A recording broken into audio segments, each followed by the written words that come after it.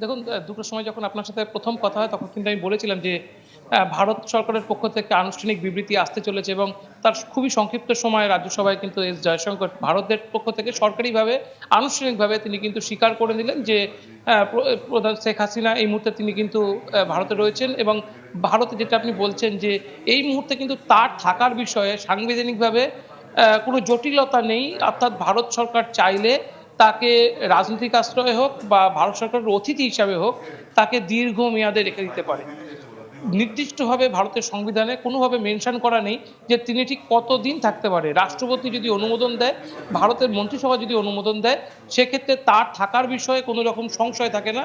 যদিও ভারতের সদ্য এই মুহূর্তে যে তৃতীয় মোদী সরকার চলছে, তৃতীয় 3.0 যে সরকার চলছে, তারা কিন্তু এই মুহূর্তে চাইছে ভারত সরকারের সঙ্গে বাংলাদেশের যে দীর্ঘ কয়েক দশকের সম্পর্ক, যে দক্ষিণ এশিয়ার মধ্যে এই মুহূর্তে ভারতের সবচেয়ে কাছের বন্ধু দেশ হিসেবে স্বীকৃত দেশ বাংলাদেশ, তার সাথে কূটনৈতিক সম্পর্ক কোনোভাবেই যেন ছিন্ন না হয়। এই মুহূর্তে পলায়নকারী যে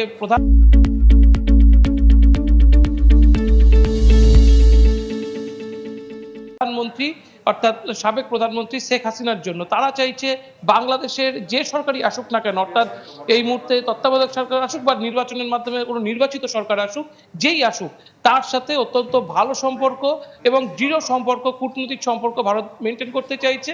কারণ ভারতের সেখানে একাধিক ইনভেস্টমেন্ট রয়েছে, ভারতের সেখানে প্রায় 19,000-এর বেশি মানুষ রয়েছে, যাদের মধ্যে 9,000-এর বেশি ছাত্রছাত্রী এবং 10,000-এর বেশি কর্মজীবী মানুষ। ভারতের রেমিটেন্সের একটা অন্যতম বড় সোর্স বাংলাদেশ। ভারত কখনোই সেই সোর্স নষ্ট করতে চাইছে না।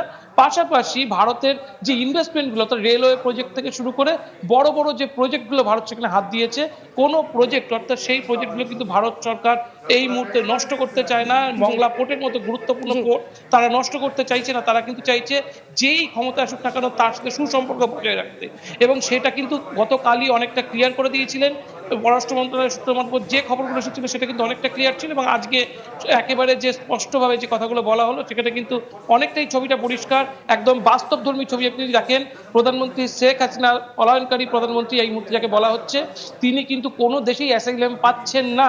ভারত সরকার তার হয়ে চেষ্টা করছেন, কিন্তু কোনো সরকারই বাংলাদেশের বর্তমান সরকারের সাথে সম্পর্ক নষ্ট হওয়ার ভয় তাকে আশ্রয় দিতে নারাজ। ফলে তার ভবিষ্যৎ গন্তব্য কোন দিকে হবে এটা যেরকম নির্ধারিত নয়, এবং ভারতও তার থেকে ঠিক কতদিন থাকতে হবে সেই বিষয়টাও কিন্তু এখনো নির্ধারিত নয়। জি।